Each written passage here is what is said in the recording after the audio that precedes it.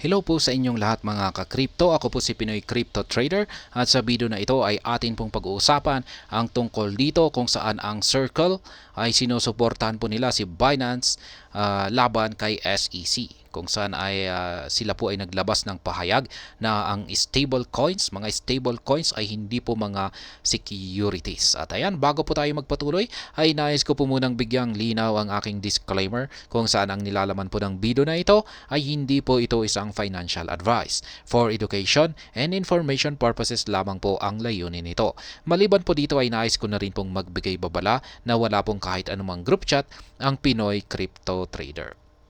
Ayan, sabi dito ay Circle intervenes in the SEC versus Binance lawsuit, arguing that stable coins such as BUSD and USDC do not possess essential features of a security. Ayan. Lumabas na si Circle at siya ay nag-intervene dito sa nagaganap na kaso ni SEC at si Binance. At yan, siya po ay kumampi dito kay Binance sapagkat sinabi po niya na ang mga stable coins ay hindi po natin pwedeng sabihin na ito ay mga security. Yan. Kaya yan po. Pinanggit po ni Circle na ang BUSD at ang USDC ay wala sila, hindi mga security. Hindi natin pwedeng ituring ang mga ito na security. Ayan, in a startling development, Circle, the company behind the second largest stablecoin by market cap, USDC, has weighed in the SEC versus Binance lawsuit. Yan po pala si Circle. Siya po ang kumpanya na nasa likuran ng second na pinakamalaking stablecoin base sa market cap. At yan po ay walang iba kundi ang USDC. Circle's argument. For a recent court filing, Circle argued that dollar-pegged crypto assets, popularly referred to as stablecoins, are not securities. Yan, because users do not expect to make profit by merely purchasing them. Yan po ang paglilinaw dito ng Circle na ang mga stablecoin ay hindi po natin maituturing na mga securities kasi yung pagbili sa mga ito ay hindi po ito maglalabas ng kita. Yan, sa pamamagitan lamang ng pagbili sa mga ito. Kung pag bumibili ka dito ay hindi ka kikita kasi nakapeg po yan mismo sa US dollar na fiat currency. Ayan, sabi dito ay payment stable coins on their own do not have the essential features of an investment contract. Circle said it in its recent filing.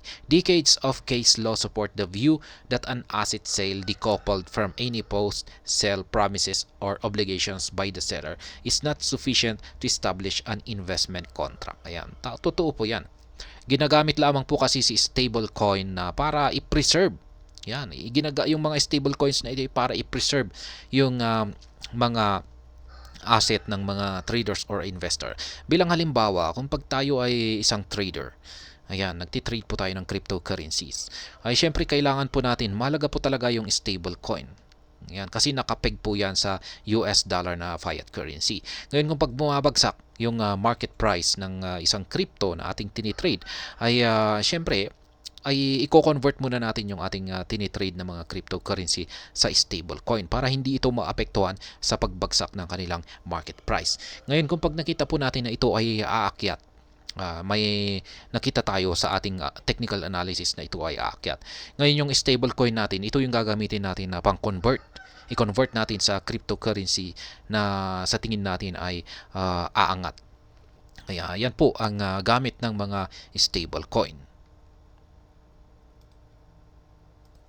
Ayan, sabi rito ay stable coins don't satisfy expectation of profit. Prong of Howey. Ayan. However, Circle argued that crypto assets pegged to the dollar cannot be labeled as stable coins, adding that they do not satisfy the expectation of profit element of the Howey test. Ayan nga. Kung paghawak mo talaga si stable coin, kung meron kang hawak na mga stable coins ay tapos nakalagay yan sa iyong wallet, ay hindi talaga yan kikita. Yan, kasi naka-fix nga yan sa value ng fiat ng US dollar. Yan, nakalagay lamang dyan ay yan rin yung value ng US dollar. Hindi katulad ng ibang mga cryptocurrencies na sabihin natin na si Bitcoin. Kung pag nakalagay yan sa yung wallet, yan, habang tumatagal ay kung tumaas yung market price nito ay meron kang ikaw ay kumita dahil sa pagtaas ng market price nito. Kung pag bumagsak naman ito ay yan, bumaba yung kanyang value. Pero kung pag yung tinatago mo sa wallet mo ay mga stable coins lamang, ay steady lamang yan. Kasi nakakonekta yan, nakapeg sa dollar ng US. Ito pong muli yung mga basihan yung, para ma-qualify ang isang asset na masasabi natin na isang investment contract ay dapat ay meron po itong dapat meron apat na katangian na nabanggit dito. Yan, an investment of money in a common enterprise with expectations of profit to be derived from the efforts of others. Yan na nga. Meron daw dapat tayong ma-expect na profit dito. Ayan, at sa pamamagitan ng pagsisikap ng iba. Yan. Pero pagdating dito kay stable coin, ay wala naman tayong aasahan na profit dyan. Kasi yan nga, nakafix nga ang presyo nito sa presyo ng US dollar na fiat currency. Kaya kung ano yung value ng stable coin, ay yun din po yung value ng US dollar na fiat currency. Kaya hindi po talaga tayo kikita diyan kung sa pagho-hold lamang ng stable coin. Kaya yan po yung point ni Circle dito na hindi dapat ma-classify ang mga stable coin na yan, mga securities. At ayan, hanggang dito na lamang po tayo dito sa video na ito. Sana po ay inyong nagustuhan ang aking paliwanag dito. Kung inyo po itong nagustuhan, ay pakiclick lamang po ang like button nito. Para naman po sa mga bago lamang dito, kayo po ay aking inaanyayahan para mag-subscribe. Pakiclick na rin po ang bell icon nito dahil ito po ang siyang magsisilbing notification nito sa mga bago kong videos na akin pong ina-upload sa aking YouTube channel na ito. Marami pong salamat sa panunood. Ingat po tayo lagi at God bless po sa ating lahat.